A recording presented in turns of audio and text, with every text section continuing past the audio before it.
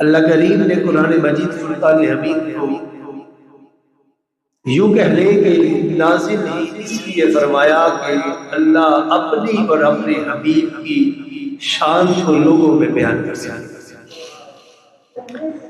اللہ کی یہ پیاری کلام قرآن مجید فرقان حمید کو شروع سے لے کر آخر تک اگر پڑھے تو پورے کا پورا قرآن نبی پاک صلی اللہ علیہ وسلم کی نعت ہے۔ یہ جو آج آیت مبارکہ آپ حضرات کے سامنے خطبہ میں ارشاد فرمائی، اس میں میرے نبی کی وہ افضل اور اعلیٰ شان کو بیان کیا گیا جو کائنات میں کسی اور کو نہیں ملی۔ اللہ کریم نے دنیا میں 1,24,000 کم و بیش انبیاء کو بھیجا، لیکن کسی نبی کو یہ شان حاصل نہیں۔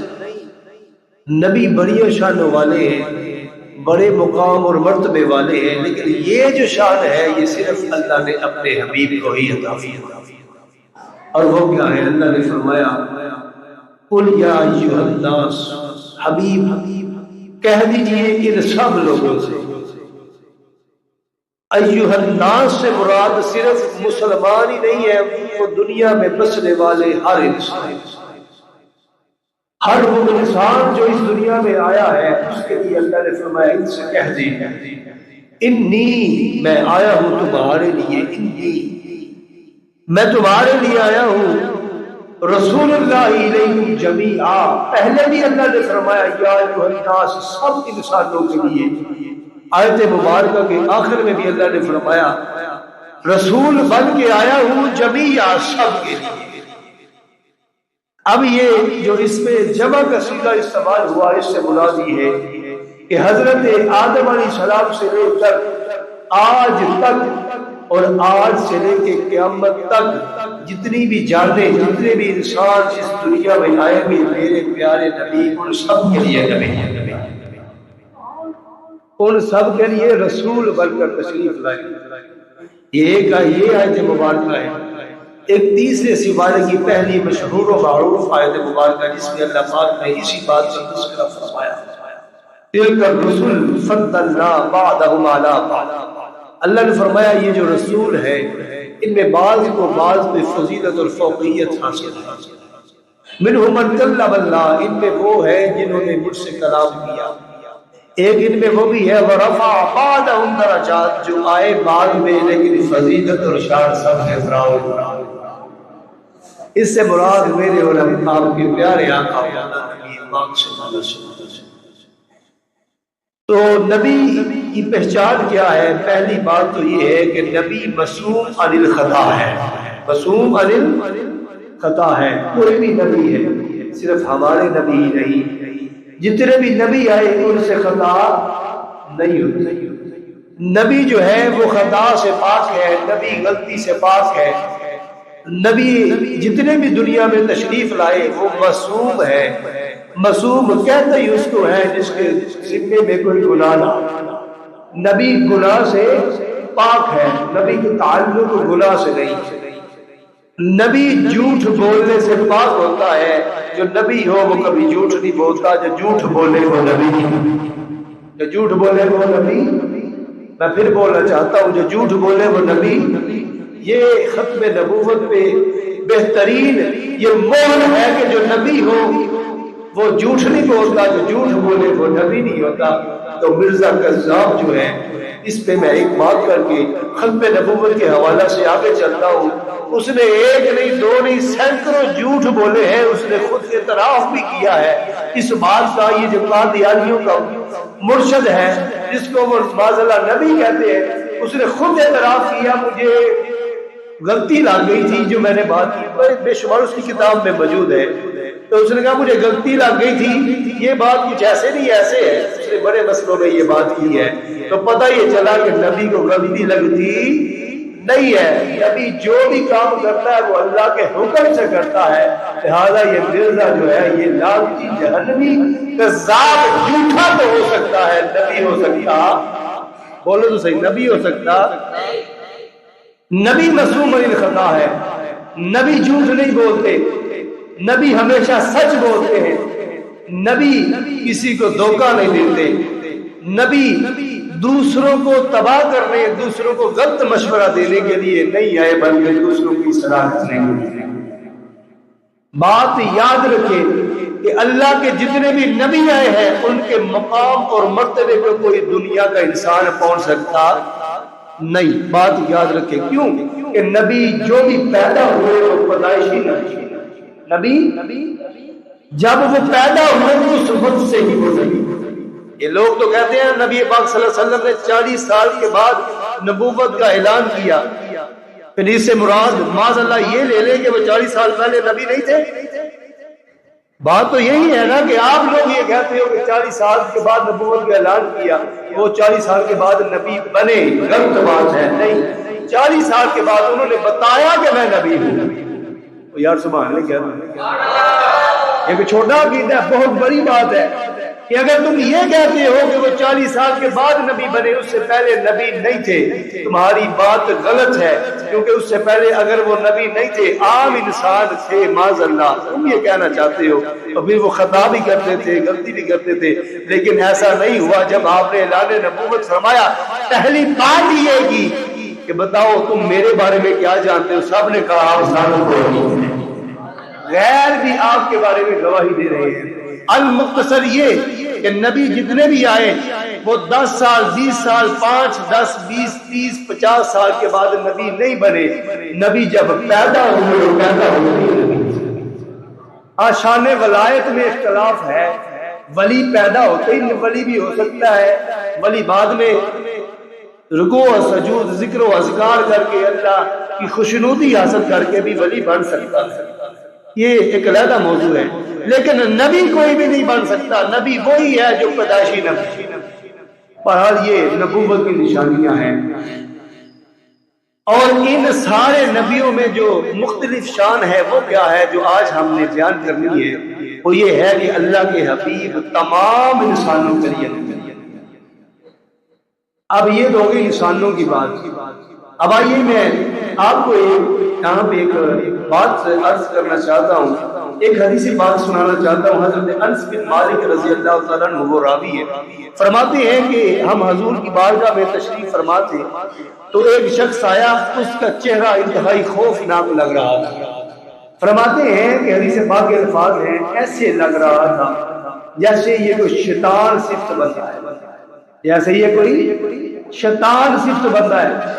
کہتے ہیں ہم پریشان تو ہوئے، ہم ڈر بھی گئے کہ یہ آپ صلی اللہ علیہ وسلم کی طرف بڑھ رہا ہے، کہیں آپ پہ حملہ نہ کر دے، تو حضور نے اشارہ دیا، ہم رک گئے۔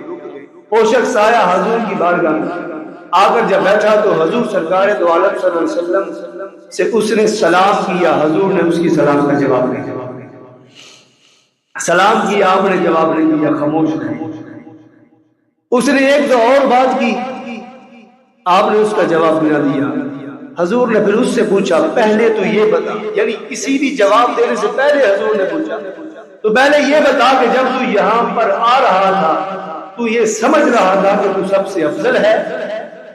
تو یہ بتا جب آ رہا تھا تو تو نے یہ گمان کیا، یہ سوچ کے آ رہا تھا کہ میں سب سے افضل ہوں، تو یہ سمجھ رہا ہے؟ اس نے کہا بالکل ایسا ہی ہے، میں یہ سمجھتا میں سب سے افضل ہوں۔ بڑا حیران کن بات تھی، صحابہ کہتے ہیں ہمارے لیے کہ یہ کیا بات اس نے کر دی۔ اتنی بات اس کی کرنی تھی کہ وہ اس مجلس سے اٹھا اور سائڈ کے مسجد کے کونے میں ہو کے اس نے نماز پڑھنی شروع کر دی۔ حضرت انس بن مالک کی یہ روایت ہے، حضرت ابو ہریرہ فرماتے ہیں نہیں، اس نے دوسرے کمرے میں جا کے نماز پڑھنی شروع کر دی۔ حضور سرکار دو عالم صلی اللہ علیہ وسلم نے فرمایا کہ تم میں سے کون ہے جو اس کو قتل کرے گا، جو اس کو مارے گا؟ حضرت ابوبکر صدیق رضی اللہ تعالیٰ عنہ آپ اٹھے، اس کو مارنے کے لیے آپ چلے گئے، مسجد سے دوسرے کمرے میں یا مسجد کے کونے میں گئے۔ جب اس کو مارنے کے لیے آگے بڑھے تو دیکھا وہ نماز پڑھ رہا تھا، واپس پڑھ آ کر کہنے لگے یا رسول اللہ علیہ وسلم وہ نماز پڑھ رہا ہے۔ حضور نبی فرمایا تم میں کون ہے جو اس کو مارے گا؟ پھر حضرت عمر فاروق رضی اللہ تعالیٰ عنہ اٹھے، مارنے کے لیے گئے، دیکھا تو وہ نماز پڑھ رہا تھا، واپس پڑھ۔ پھر تیسری دفعہ حضور نے فرمایا تم میں کون ہے؟ حضرت عثمان غنی گئے، واپس آ گئے، نماز پڑھ رہا تھا، وہی گزر گیا۔ چوتھے نمبر پہ مولا علی گئے، جا کے جب مارنے کے لیے دیکھا تو وہ شخص وہاں موجود نہیں تھا۔ واپس آ کر عرض کرنے لگے یا رسول اللہ صلی اللہ علیہ وسلم وہ شخص وہاں موجود نہیں ہے، چلا گیا ہے، وہ یہاں سے جا چکا ہے۔ حضور نے فرمایا اگر تم اسے آج مار دیتے، وہ فتنوں کا سردار تھا، اگر وہ مر جاتا تو میری امت میں کبھی نہیں۔ اچھا، اس نے گمان کیا کیا تھا؟ گمان یہ کیا تھا، جو میرا موضوع ہے، اس نے گمان یہ کیا تھا کہ میں سب سے افضل ہوں، میں سب سے اعلیٰ ہوں۔ تو اس سے ہمیں بڑے موضوعات، بڑی باتیں اس سے کھل جاتی ہیں۔ پہلی تو بات یہ ہے کہ کسی بھی انسان کو یہ نہیں کہنا چاہیے کہ میں سب سے، اگر کوئی نمازی ہے، 5 وقت نماز پڑھنے والا ہے، تو وہ یہ نہ سمجھے تو جی میریاں تے 5 نمازاں پوریاں نے، یہ بندہ کبھی کبھی چھٹی کرتا رہا ہے، لہٰذا 10 دے وچوں میں تے پکا نماز، ایسی بات کرنی نہیں چاہیے۔ اسی طرح اگر کوئی بھی اچھا عمل کرتا ہے تو یہ بات کبھی بھی اس بات پر گمان نہیں کرنا چاہیے کہ میرے عمل بڑے اچھے ہیں، میں ان سب سے افضل والا ہوں، کبھی بھی اپنے اعمال میں مان نہیں کرنا چاہیے، کیونکہ عملوں والے جو ہیں وہ پیچھے رہ جائیں گے، جو اس کے فضل کے متلاشی ہیں وہ آگے نکل جائیں گے۔ جو یہ کہتے ہیں کہ ہمارے اعمال کچھ نہیں، یا اللہ تیرا فضل ہی چاہیے، پھر وہ نمازیں پڑھنے والے، اپنے اعمال والے ہو سکتا ہے پیچھے رہ جائیں، جو اس رب پہ توکل کرنے والے ہیں وہ آگے نکل گئے۔ حضور سرکار دو عالم صلی اللہ علیہ وسلم کے بارے میں جب اس نے یہ کہا، حضور نے فرمایا، اللہ کے پیارے حبیب علیہ السلام نے فرمایا صحابہ سن لو، سب سے افضل و اعلیٰ اللہ پاک نے مجھے بنا کے بھیجا، کیونکہ ابھی اللہ پاک نے فرمایا اللہ نے فرمایا جس نے نبی کی ہدایت کی اس نے میری ہدایت کی۔ اس سے پہلے اللہ پاک نے کسی نبی کو یہ ارشاد نہیں فرمایا کہ جس نے اس کی ہدایت کی، صرف اس کی ہدایت کرنے سے، نبی کی ہدایت کرنے سے میری ہدایت قبول ہے۔ اللہ نے سب سے پہلے یہ اعزاز دیا تو آمنہ کے دار کو عطا کہ جس نے نبی کی ہدایت کی اس نے میری ہدایت کی۔ تو اللہ کے پیارے حبیب علیہ السلام آپ سب سے افضل و اعلیٰ ہیں اور سب کے رسول بن کے تشریف لائے ہیں، صرف انسانوں کے لیے نہیں۔ حضور سرکار دو عالم صلی اللہ علیہ وسلم کی حیات مبارکہ کی ایک واقعہ سنا کے تو اجازت چاہوں گا۔ ایک اونٹ حضور کی بارگاہ میں آیا، سرکار دو عالم صلی اللہ علیہ وسلم نے دیکھا صحابہ کرام کے ساتھ تشریف فرما تھے تو وہ اونٹ حضور کی طرف چلا آ رہا ہے۔ میرے حضور صحابہ کرام سے گفتگو کر رہے تھے، گفتگو روک کر اس اونٹ کی بات بھی سننے لگے۔ آج تو ہم اپنے لوگوں کی بات نہیں سنتے، باپ نے بلایا بیٹا نہیں سنتا، کہتا ہے میں مصروف ہوں، بھائی نے بھائی کو بلایا کہتا ہے میں مصروف ہوں۔ مصروف کس لیے ہے؟ پیسہ کمانے کے لیے۔ ہماری دوڑ اس لیے لگ گئی۔ میرے پیارے نبی صلی اللہ علیہ وسلم نے صحابہ کو روک دیا اس اونٹ کی بات کو سننے لگے۔ قربان جاؤں اس نبی پاک صلی اللہ علیہ وسلم کی عظمت کو، جو صرف انسانوں کے لیے نہیں بلکہ ہمارے لیے بھی نبی بن گئی۔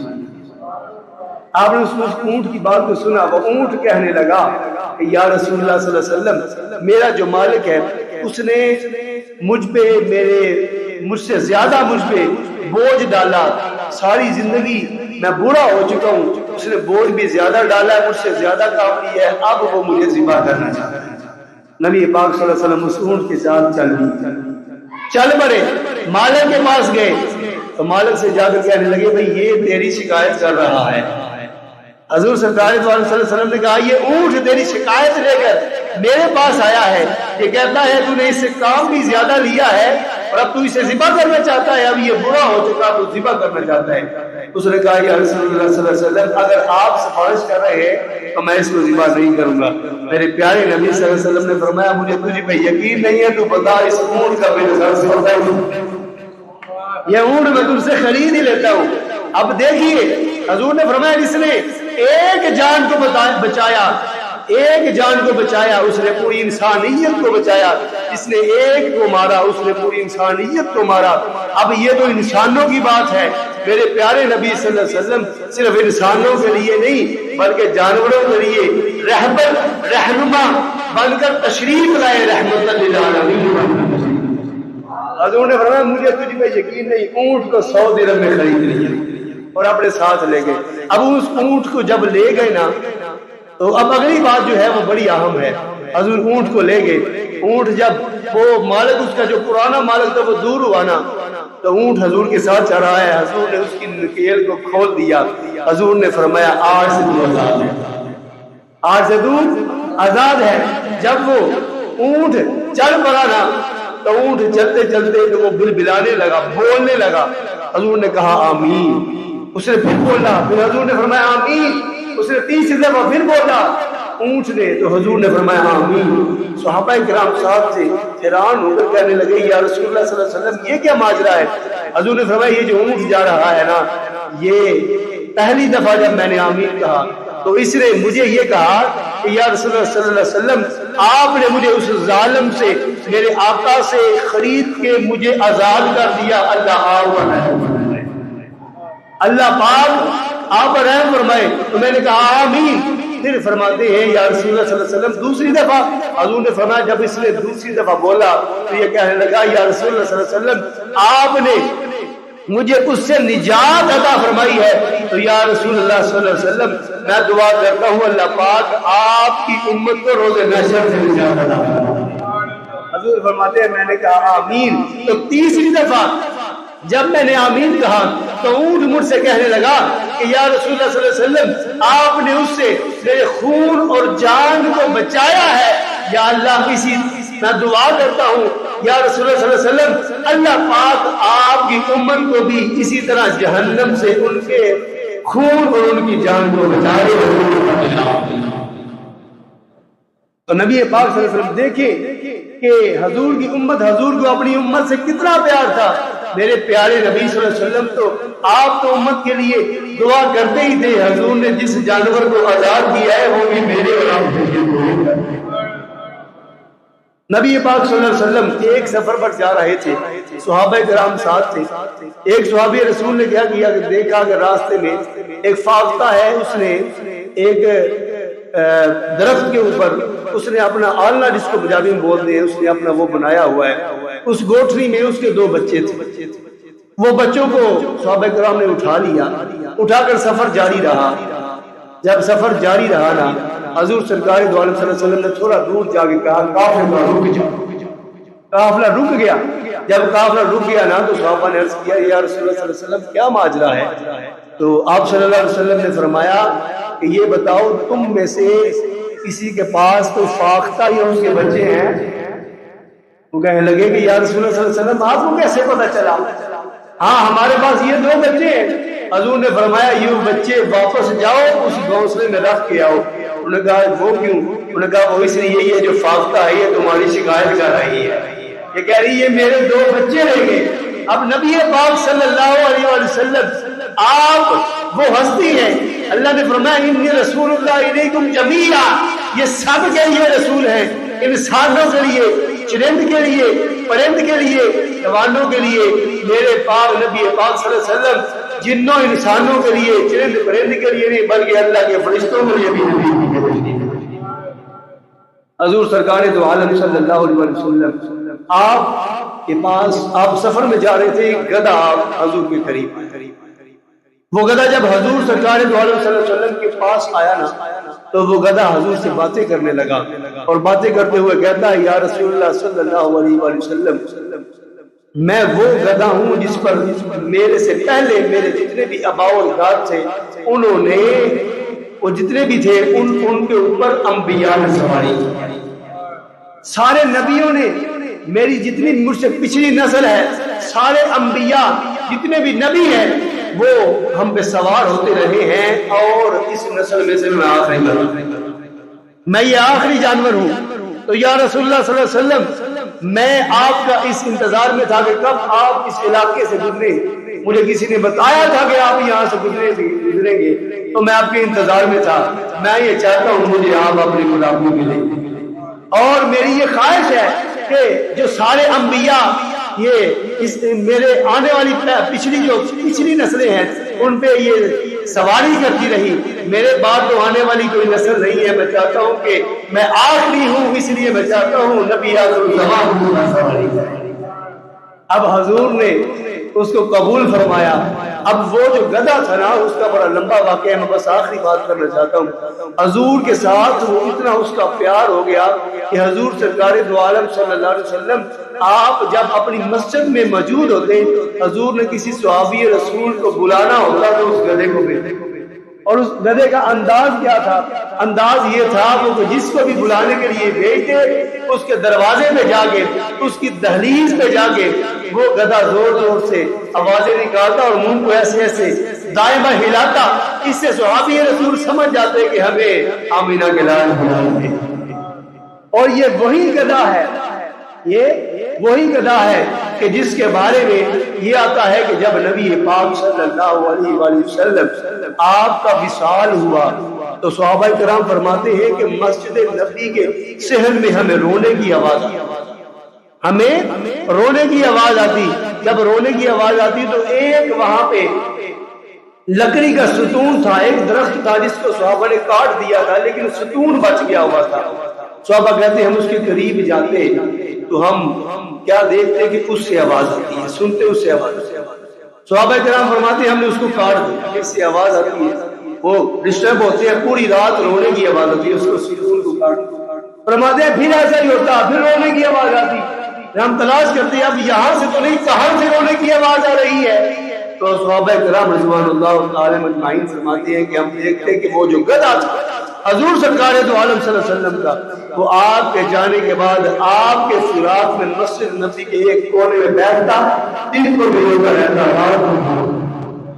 حضور کو اس سے اتنا پیار ہو گیا، سرکار دو عالم صلی اللہ علیہ وسلم آپ صرف انسانوں کے لیے جانوروں کے لیے رسول شریف لائے۔ میرے پیارے نبی صلی اللہ علیہ وسلم جدھر سے بھی گزر جاتے، جو ایک مرتبہ حضور کو دیکھ لیتا وہ حضور نہیں ہو جاتا۔ میرے حضور پیارے نبی صلی اللہ علیہ وسلم آپ جس سے بھی کلام کرتے، گفتگو کرتے، حضور ایک دفعہ جس سے بات کرتے یا کوئی آپ سے بات کر لیتا، ساری زندگی کسی اور کا کلام اس کو پسند ہی نہ آتا، میرے حضور کی کسی بھی بتاتے۔ پیارے نبی صلی اللہ علیہ وسلم کا چہرہ مبارک، اس نے ایسی کشش اور چمک اللہ پاک نے رکھی ہوئی تھی جو حضور سرکار دو عالم صلی اللہ علیہ وسلم کو دیکھ لیتا، پیارے آقا علیہ السلام کو دیکھنے کے بعد اس کی یہی خواہش ہوتی کہ میں کون سا وقت ہو کہ دوبارہ نبی پاک صلی اللہ علیہ وسلم کی زیارت کر گیا۔